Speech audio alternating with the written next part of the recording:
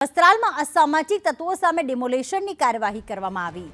કુખ્યાત પંકજ ભાવસારના ઘરને તોડવાની કામગીરી કરવામાં આવી। પોલીસ બંદોબસ્ત વચ્ચે એએમસીએ કાર્યવાહી કરી અને 1.5 મહિના પહેલા નોટિસ આપવામાં આવી હતી અને આખરે ડિમોલેટ કરવામાં આવ્યું। એએમસીની ડિમોલેશનની કામગીરી વસ્ત્રાલના સુમિન પાર્કમાં આરોપીનું મકાન તોડી પાડવામાં આવ્યું।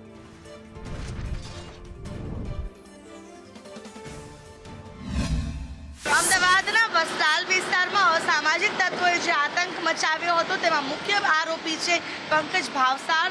તેના ઘરે હાલ અમદાવાદ મ્યુનિસિપલ કોર્પોરેશન જે છે તેનો એસ્ટેટ વિભાગ પહોંચી ગયું છે અને ગેરકાયદે બાંધકામ છે તે દૂર કરવામાં આવ્યું છે।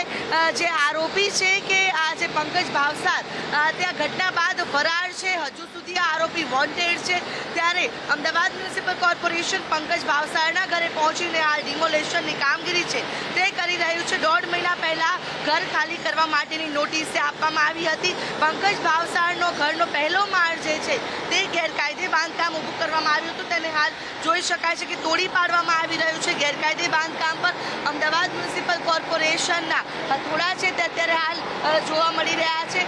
સ્થાનિક પોલીસને સાથે રાખીને અમદાવાદ મ્યુનિસિપલ કોર્પોરેશન દ્વારા જે આ કામ જે છે તે કરવામાં આવી રહ્યું છે। કોઈ પણ અસામાજિક તત્વોની ખેર નથી અને જો કોઈ આ પ્રકારે ધાક ધમકી આપીને લોકોને ડરાવવાનો પ્રયત્ન કરશે, લોકોને ધમકાવવાનો પ્રયત્ન કરશે અને ખોફ જે છે તે ઊભો કરવાનો પ્રયત્ન કરશે તો તેની પણ આ જ હાલત થશે। તે એક ઉદાહરણ છે તે તંત્ર ઊભું કરી રહ્યું છે, જેથી કરીને કોઈ પણ આવારા તત્વો છે, અસામાજિક તત્વો છે તેનો કોઈ ખોફ ન રહે અને લોકોને કોઈ પણ પ્રકારનો ભય ન રહે તે માટે તંત્ર દ્વારા કામગીરી કરવામાં આવી રહી છે કે ચોક્કસ ઉદાહરણ પૂરું પાડવામાં આવી રહ્યું છે કે આરોપીઓના ઘરે ગેરકાયદે બાંધકામો હોય તો તેને તોડી પાડવામાં આવી રહ્યા છે અને આરોપીઓના ઘરે તંત્રના હથોડા જે છે તે અત્યારે હાલ વાગી રહ્યા છે અને બાંધકામોને દૂર કરવામાં આવી રહ્યા છે।